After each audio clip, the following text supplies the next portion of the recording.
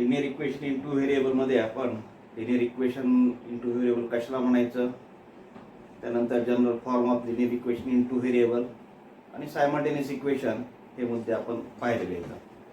तर आपल्याला काय करायचं आहे, पुढचा आपण मुद्दा पाहतोय, solve the following simultaneous equation. हे सायमल्टेनियस इक्वेशन हे सोडा, आपण सांगितलं सायमल्टेनियस इक्वेशन कशाला म्हणायचं.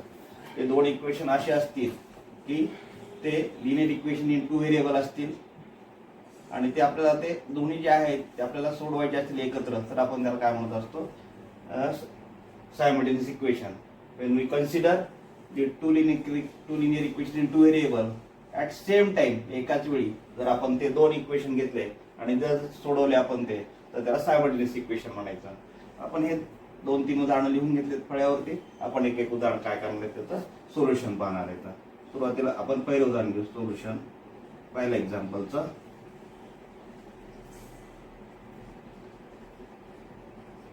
We have given equations are, आपले इक्वेशन कोणते दिले ते आपण लिहून घेऊ सुरुवातीला. x + 7y = 10 equation first. नंतर 3x - 2y = 7 इक्वेशन सेकंड. आता मागच्या वर्षी आपल्याला लिनियर इक्वेशन इंटू व्हेरिएबल सोडवण्याच्या पद्धती आपण पाहिल्या आहेत. सायमल्टेनियस इक्वेशन आपण मागच्या वर्षी नववीलाही अभ्यासलेलं आहे. तर त्याच्यामध्ये दोन पद्धती पाहिल्यात आपण. तर दोन पद्धती या पद्धतीने होत्या की by equating coefficient, that is elimination method, आणि second method is the substitution method. हे एक्झाम्पल आपण एलिमिनेशन मेथडने सोडवू. त्यातली मेथड फर्स्ट जी आहे त्या आपण अगोदर विचार करू. मेथड फर्स्ट दोन्ही मेथडने आपण सोडून दाखतोय. जी सोपी वाटते ती आपण काय करायचं त्या पद्धतीने उदाहरण सोडवायचं. पहिली मेथड जी आहे ती एलिमिनेशन मेथड.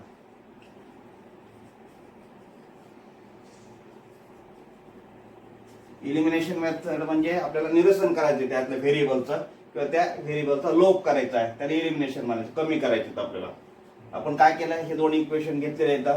आता आपल्याला याचे कोएफिशिएंट जे आहे ते इक्वल असणं गरजेचं असतं दोन्ही इक्वेशन मध्ये. इथे x चा कोएफिशिएंट 1 आहे, इथं x चा कोएफिशिएंट 3 आहे, इथं y चा कोएफिशिएंट 7 आहे, y चा कोएफिशिएंट 2 आहे, -2 आहे. तर आपल्याला काय करायचं, याचे कोएफिशिएंट इक्वल घ्यायचे आपल्याला. तर कोएफिशिएंट इक्वल आणण्यासाठी जर आपण याचा विचार केला तर आपण इक्वेशन 1 ला जर आपण 3 ने मल्टिप्लाय केलं तर इथं 3x येऊ शकतं. म्हणजे या x चा कोएफिशिएंट आणि या x चा कोएफिशिएंट जो आहे तो सारखा येतोय, तो इक्वल येतोय. बरोबर. Multiply equation 1 by 3. What we get, काय मिळेल बघा आपल्याला. इक्वेशन 1 ला 3 ने मल्टिप्लाय करायचं, म्हणजे हे इक्वेशन जे आहे त्याला आपण 3 ने मल्टिप्लाय करतोय. तर प्रत्येक टर्मला मल्टिप्लाय करायचं. 3 × 1 here 3x + 3 × 7 21y = 3 × 10 30. This is equation third. हे तिसरं इक्वेशन मिळालं आपल्याला. आता आपल्याला लक्षात येत आहे की दुसऱ्या इक्वेशनच्या x चा जो कोएफिशिएंट आहे आणि तिसऱ्या इक्वेशनचा x चा जो कोएफिशिएंट आहे तो सारखा आला. तर आपल्याला या चलाचं निरसन करायचं आहे. हा चल नकोय आपल्याला, आपल्याला x जे आहे ते x चा लोप आपल्याला करायचा आहे. तर आपल्या लक्षात आलं पाहिजे इथे ऍडिशनने याचं निरसन होईल का सबट्रॅक्शनने. तर 3x आपण जर ऍडिशन केली +3x ते 6x होईल, पण सबट्रॅक्शन जर आपण केली 3x - 3x कॅन्सल होईल किंवा 0 होईल. म्हणजे आपल्याला काय करावं लागेल, सबट्रॅक्शन करावं लागेल. सबट्रॅक्ट इक्वेशन 3 आणि 2 चा विचार करतोय आपण. 2 फ्रॉम 3 चालतं, 3 फ्रॉम 2 चालतं. आपल्याला जे सोपं वाटतं त्या पद्धतीने आपण करायचंय. आपण काय करतोय, आपण सबट्रॅक्ट इक्वेशन 2 फ्रॉम 3. 2 जे इक्वेशन आपण 3 मधून सबट्रॅक्ट करतोय. अगोदर 3 इक्वेशन द्यावं लागेल. इक्वेशन नंबर 3 आपल्याला 3x + 21y = 30 आणि सेकंड इक्वेशन 3x - 2y = 7 असं आपलं इक्वेशन मिळालं. आता आपण सबट्रॅक्शन करतोय. सबट्रॅक्शन आपल्याला माहिती आहे, एका इक्वेशन मधून आपण जेव्हा दुसरे इक्वेशन आपण सबट्रॅक्ट करत असतो तर दुसऱ्या इक्वेशनचे जे आहे ते साइन जे आहे ते चेंज होत असतात. आपण पॉलिनॉमियल सबट्रॅक्ट करताना याच पद्धतीने करत असतो. एका पॉलिनॉमियल मधून जर आपल्याला दुसरी पॉलिनॉमियल सबट्रॅक्ट करायची असेल तर काय करावं लागतं, दुसरी पॉलिनॉमियल जी आहे त्याची काय होतात, त्याचे साइन जे आहे ते चिन्ह जे आहे ते बदलत असतात. या 3x ला त्याचं साईन जे आहे तर 3x चं पॉझिटिव्ह साईन, इथं पॉझिटिव्ह साईन आहे ते आपल्याला बदलून घ्यायचंय, मग ते निगेटिव्ह होईल. तर -2y, 2 ला मायनस साईन आहे हे प्लस साईन होईल, विरुद्ध चिन्ह घ्यायचंय. आणि 7 ला ओरिजिनल त्याचं प्लस साईन आहे, आपल्याला मायनस करून घ्यायचंय. आपण काय बदल करून घेतलाय, साईन मध्ये बदल करून घेतलाय 3. कारण कशामुळे बदल केला, हा सबट्रॅक्ट मुळे. ऍडिशन जर असते तर या चिन्हामध्ये बदल झाला नसता, सबट्रॅक्शन मुळे काय होतंय, या चिन्हामध्ये बदल होतोय. आता 3x - 3x याचा विचार करायचा, 3x - 3x कॅन्सल होईल. 21y + 2y 23y, 30 - 7 23. 23y = 23. Therefore we find the value of y. y is equal to 23. 23 आणि y मध्ये मल्टिप्लिकेशनचं साइन आहे, म्हणजे 23 कुठे जातील तर डिवाइड मध्ये जातील 23. Therefore we get the value of y 23. 1 * 23, y is equal to 1. This is the value of one variable. If we find the value of one variable, we put this value in any equation 1, 2, 3 and we find the value of x, another variable. Put y is equal to 1 in equation either 1, 2, 3 in any equation. In equation 1. What is the equation first? Here x plus 7y is equal to 10. This is the equation. Therefore, we put the value of y is equal to 1. Here x plus 7, value of y is 1, is equal to 10. Therefore, x plus 7 into 1, 7 is equal to 10. Therefore, we get the value of x is equal to, here plus 7, take into this side, change the side of the 7, here plus 7, we get here minus 7. Therefore, x is equal to 10 minus 7, 3. Therefore, these are the values, x equal to 3 and y is equal to 1. Therefore, solution is x equal to 3 and y is equal to 1. Or we write equation here is in this, solution is in this way. Or solution is x comma y, this is the ordered pair, is equal to, we put the value of x first, that is 3 comma 1. This is the solution of given equation. Means here 3 comma 1 is the value which satisfy both the equations. If we put the value of x equal to 3, y equal to 1, we satisfy this equation. When equation is satisfied, we call. If the LHS and RHS are the equal from these values, therefore we say that this equation satisfied. And if we put the value of x equal to 3 and y equal to 1 in the second equation, then the equation will also satisfy. Means the value of x equal to 3 and y is equal to 1 satisfy both the equation. Therefore, this is called the solution of this simultaneous equation. If this example we solve another method, method second,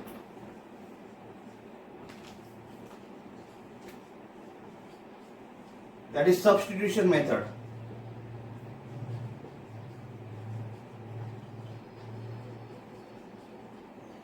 This equation if we solve by substitution method, how to solve? These are the equation first and second. This first equation x plus 7y is equal to 10. This is equation first. Another equation 3x minus 2y is equal to 7. This is equation second.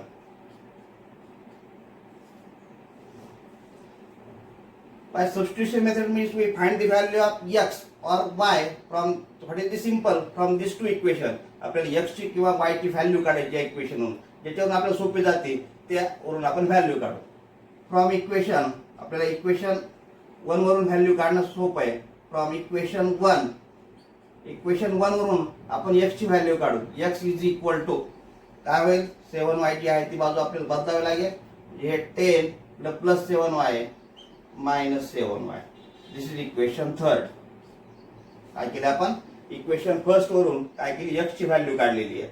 आणि x ची value काढली आपण, काय आली आपल्याला 10 minus 7y. हे आपण substitute करतोय. फक्त हे सबस्टिट्यूट करताना आपल्याला त्याच इक्वेशन मध्ये सबस्टिट्यूट नाही करता येणार, कारण आपण इक्वेशन 1 वरून ही व्हॅल्यू काढली.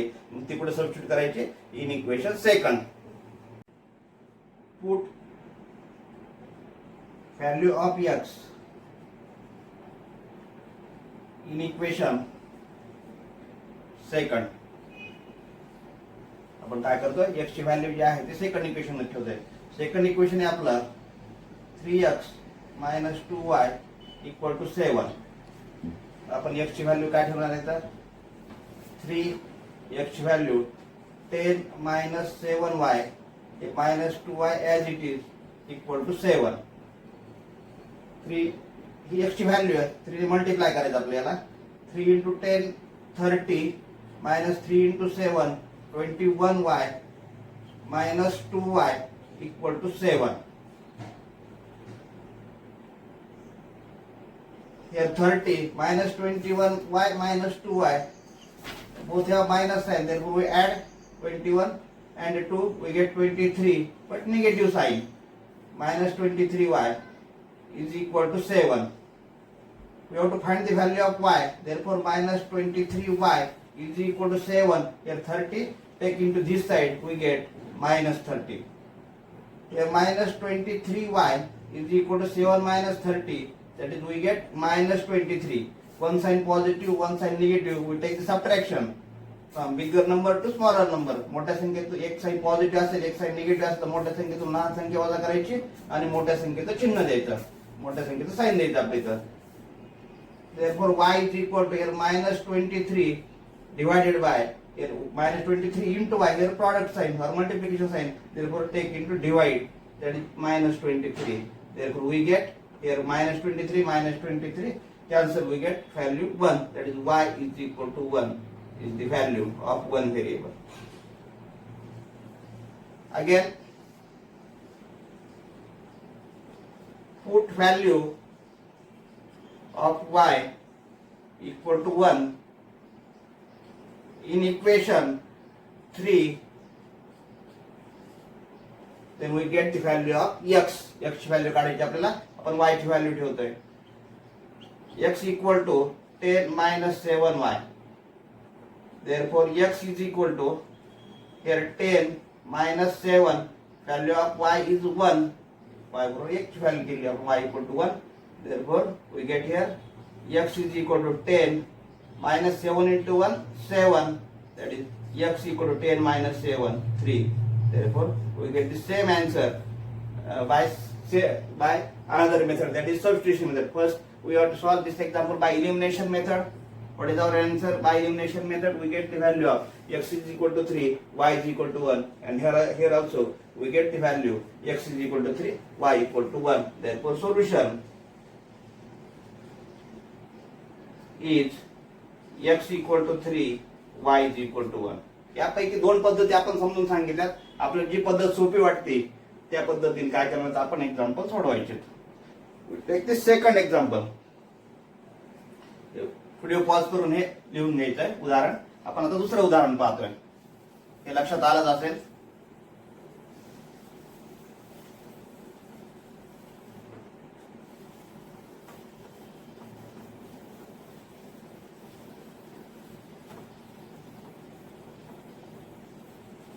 दुसरं उदाहरण काय आता,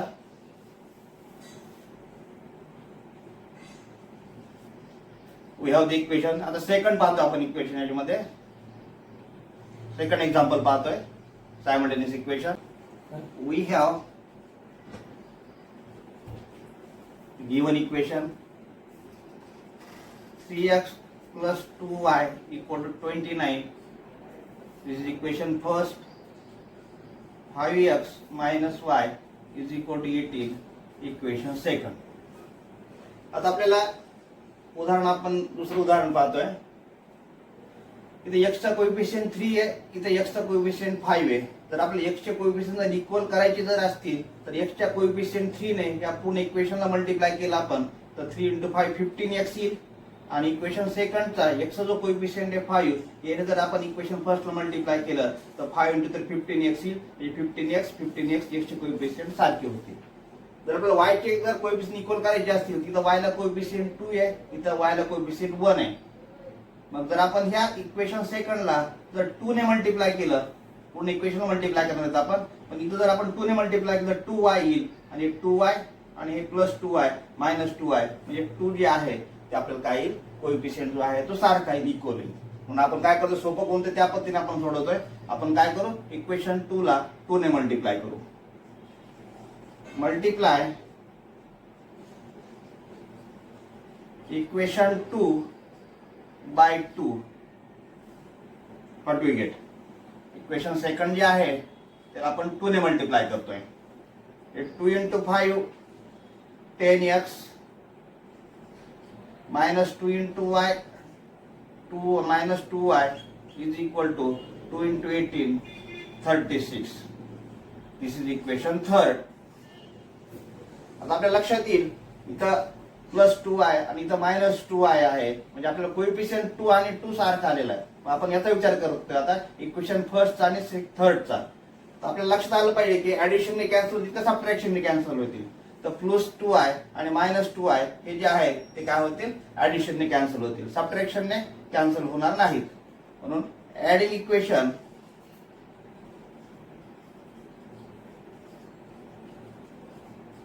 first and third we get, काय म्हणते बघू आपण त्याला. फर्स्ट इक्वेशन काय, 3x + 2y is equal to 29. Third equation 10x - 2y is equal to 36. आपण पहिलं एक्झाम्पल जे पाहिलं तर आपण सबट्रॅक्शनचं पाहिलं होतं. इथं आपण हे एक्झाम्पल जे आहे ते ऍडिशनचं पाहतोय.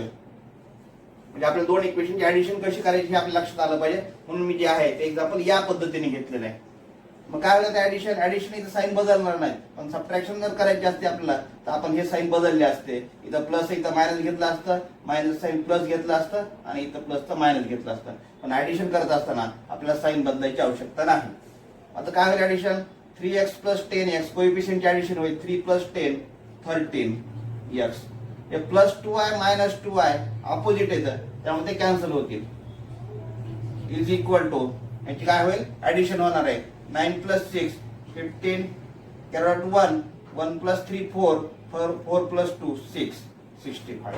13x इक्वल टू 65 आलं. आपल्याला x ची व्हॅल्यू काढायची.